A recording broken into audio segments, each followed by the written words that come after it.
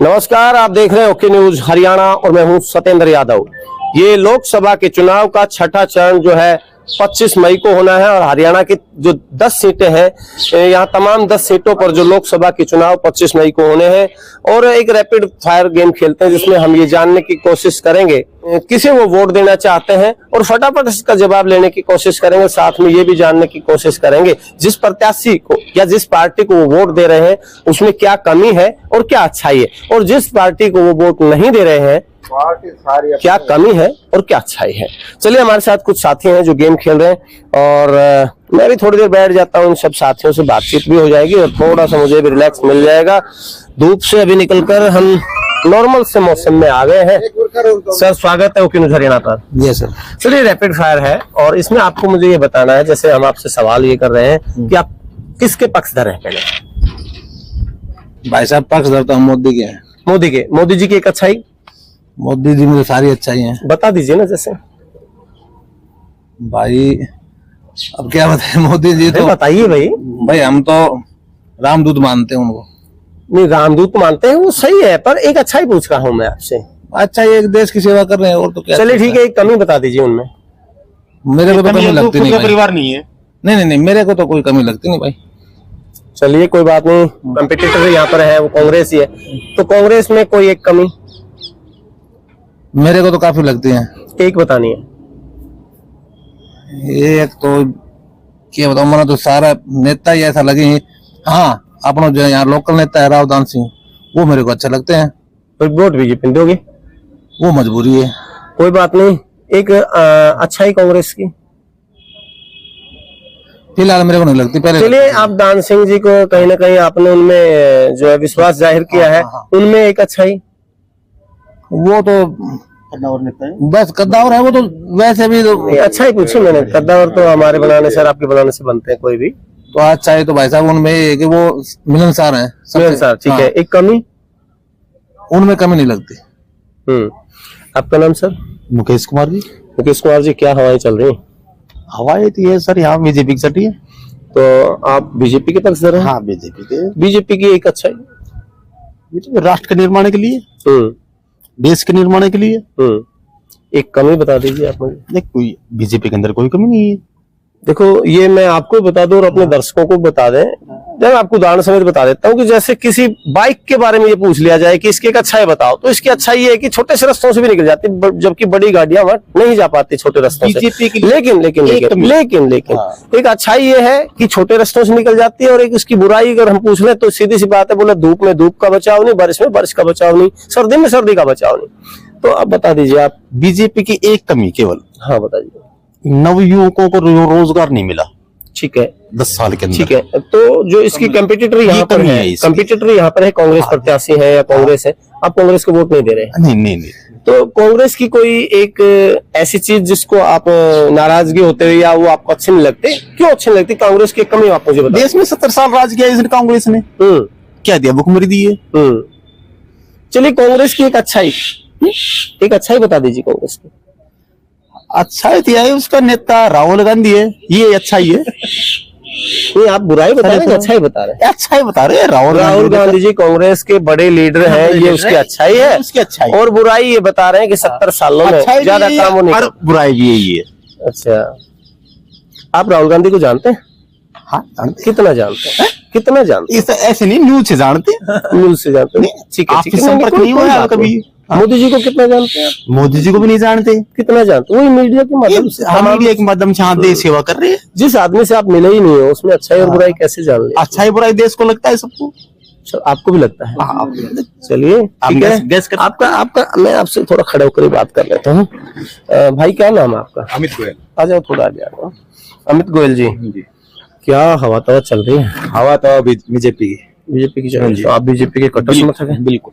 तो बीजेपी की एक अच्छाई मुझे बता दीजिए। अच्छाई ये है कि उन्होंने अपने देश को रिप्रेजेंट किया है अपने इंटरनेशनल लेवल पे। और कमी ये है कि उनके पास टफ डिसीजन लेने की औकात है।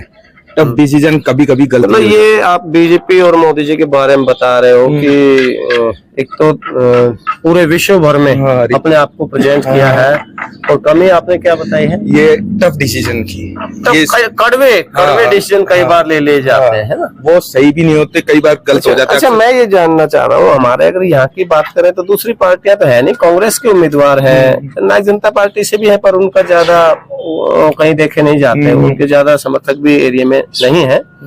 कांग्रेस की एक कमी बता दीजिए मुझे। सर, कांग्रेस के पास गद्दावर नेता नहीं है, वो परिवारवाद से ऊपर आ नहीं रहे। नहीं है, ठीक है, किसी को आगे ये नहीं कमी बढ़ने हो गई। देते। हाँ, जब इतने सालों तक राज किया है जिस पार्टी ने, बताते हैं 70 साल हुआ, हालांकि 70 साल किया नहीं, 50 के आसपास 45 साल ऐसा कुछ किया है। तो इतने साल तक हम ही ने चुना होगा, हमारे बुजुर्गों ने चुना होगा, तो कोई एक अच्छाई भी होगी। सर, अच्छा ही नहीं थी, लोगों के पास ऑप्शन नहीं थे। मेरे पॉइंट ऑफ व्यू से, मैं मेरा मत रख रहा हूँ, ठीक है ऑप्शन सर। नहीं थे लोगों के और पास। एक अपने फिर देहात भी- में कहावत है कि कुछ टाइम के बाद रूढ़ी की भी बावड़ती है। तो वो मतलब आप समझ ये लीजिए कह आप। रहे हैं समय बदलता है, समय तो समय बदलता तो ऐसे बीजेपी आई है, बीजेपी चली जाएगी, बिल्कुल कांग्रेस जाएगी। आई थी चली गई, बिल्कुल जाएगी। तो कहीं ना कहीं मैं आपसे ये जानना चाह रहा हूँ, जब इतने साल हमारे बुजुर्गों ने जिस पार्टी को अपने सर माथे पर बैठाकर रखा, बिल्कुल। ये कहना कि ऑप्शन नहीं था वो तो एक अलग विषय है, ऑप्शन तो हर वक्त रहे, क्योंकि चुनाव का मतलब तो ऑप्शन हुआ ना, चुनाव तो हुए हैं, हाँ, हाँ, बिल्कुल। तो ऑप्शन में कोई ना कोई तो था मैदान में। सर था, मैं लेकिन ये जानना चाहता पत्र हूँ, नहीं थे। इतने साल, मतलब इतने साल जब हमने उनको चुना, हमारे बुजुर्गों ने चुना, तो एक अच्छाई तो जरूर रही होगी। बिल्कुल सर थी, लेकिन उन्होंने भी, उनके लोगों ने भी देश के लिए काम किया, क्योंकि आजादी के टाइम और आज से पहले 10 साल पहले तक उन्होंने राज किया, उन्होंने काफी कुछ किया। मैं ये नहीं कह रहा कि नहीं किया, लेकिन मोदी जी ने जहाँ एक हिंदुत्व को लिया, हिंदुत्व को महत्व नहीं दिया। उनका मैनिफेस्टो आपने देखा होगा कि उसमें लिखा गया कि भी हम, हाँ, ये एक जो भी विरासत का इंतकाल होगा उसमें तीसरा हिस्सा गवर्नमेंट को जाएगा, उनका कुछ ऐसा लाइक दैट गवर्नमेंट को जाएगा, था गवर्नमेंट manifesto। को जाएगा, यही हाँ, लिखा है हाँ, मैनिफेस्टो में, तो ये हाँ। तो गलत नहीं है। मैनिफेस्टो टैक्स के रूप में जा रहा है, सर, 40% तक एक टैक्स बात है हमारे बताइए, हिंदुस्तान में। एक बात बताइए सर, जी अपन रोड पे चलते हैं, रोड टैक्स देते हैं, गाड़ी परचेज की गाड़ी का टैक्स देते हैं, हाँ। सारी चीजें देते हैं, जी। हाउस टैक्स देते हैं। अभी गांवों में लागू नहीं हुआ, एमएनसी में तो लागू हो चुका है।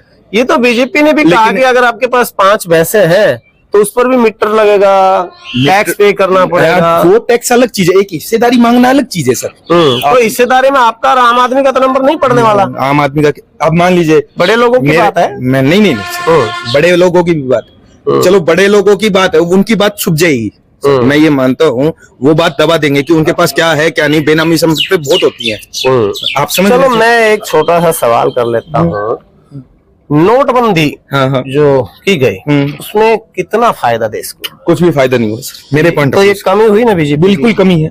मैंने आपको क्या बोला, टफ डिसीजन लेते हैं जो कि कई बार गलत भी साबित होते हैं। जो नोटबंदी थे वो गलत साबित हुए, और जो आम आदमी के लिए परेशानी का सबक था, और पैसे वालों के लोग पैसे अंदर बदल रहे जा रहे थे। मतलब कुल मिला के जो पहले हुआ अब हुआ, धांधली मिला जुला सा ही हुआ। बिल्कुल। तो आपने अब क्या रिजल्ट निकाला कि आप फिर से मोदी जी के साथ? कुल मिला के आप सर बोल रहे मैंने हैं। ये कंक्लूजन किया, जो हिंदुत्व की बात आती है तो मोदी जी, तो हिंदुत्व के ऊपर आप वोट दे रहे हैं। बिल्कुल सर। देखिए सर, अब स्टेट गवर्नमेंट का मेरे को पता नहीं कि क्या रहेगा हरियाणा में क्या नहीं। हाँ। सेंट्रल गवर्नमेंट में हम सहयोग मोदी। अच्छा, अपने लोकसभा क्षेत्र में हाँ जी, भारतीय जनता पार्टी से चौधरी धर्मवीर जी हैं, हाँ। जननायक जनता पार्टी से राव बहादुर जी हैं, बिल्कुल बिल्कुल। और रावदान सिंह जी हैं कांग्रेस पार्टी बिल्कुल से। तो इनके बारे में आपको एक एक चीज बतानी है। रावदान सिंह जी से हम शुरुआत करेंगे। रावदान सिंह जी की एक अच्छाई आप बता दीजिए। देखिए सर, रावदान सिंह के बारे में मैंने जितना सुना है, वो महेंद्रगढ़ से विधायक है, और वो मैं जैसे काफी घूमने का काम है मेरे पास। एक अच्छाई पूछिए। तो अच्छाई ये है कि मैंने उन लोगों से सुना है कि वो मिलनसार है ठीक है। और मिलते जुलते रहते हैं पब्लिक से। चलिए कमी महेंद्रगढ़ उनमें बता दीजिए। कमी सर, मैं एक लोग जो बंदा हमारे पास लोकल में आया नहीं, उसमें कमी, हमारे पास काम ही नहीं किया, तो हम क्या कमी चाहते चलो हैं? धर्मवीर चौधरी जी की एक अच्छाई बता देखिए दीजिए सर, मुझे। धर्मवीर जी क्या है कि एकदम न्यूट्रल आदमी है। अच्छा ये है कि देखिए सर, वो एक ये होता है कि चलो जैसा भी जो उन्होंने काम किया, अच्छा किया बुरा किया, लेकिन एक जाके खड़े हो जाते थे। मान संसद लीजिए। में भी बोले हैं हाँ, वो बोले हैं। क्षेत्र के लिए। बिल्कुल सर। एक कमी उनमें बता दीजिए आप। कमी सर यही है, कई जगह मेरे को जैसे आपके माध्यम से ये पता चला, कई जगह उनका विरोध भी हुआ है। लेकिन एक ये है कि भाई अपने संसदीय सचिव, मैं तो यही कहना चाहूंगा गाँव में उनका प्रॉपर दौरा होना चाहिए ताकि सब लोगों से मिल नहीं attach पाए, रहे। 10 साल हाँ, में वो बिल्कुल। कम आए लोगों के उनकी बीच में। थिंकिंग होगी शायद मेरे में भी कि भी अच्छा। मोदी जी के नाम पे मेरा को वोट मिल गया। चलो कोई नहीं। बहादुर सिंह जी हमारे जननायक जनता पार्टी से, उनकी एक अच्छाई आप मुझे बता देखिए दीजिए। सर, बहादुर सिंह जी ने मेरे ख्याल से जितना शिक्षा के अंदर काम किया है उतना शायद किसी ने किया। चलो उनकी एक कमी भी बता दीजिए। कमी सर कमी तो क्या बताए, क्योंकि पर्सनली कभी मिले नहीं।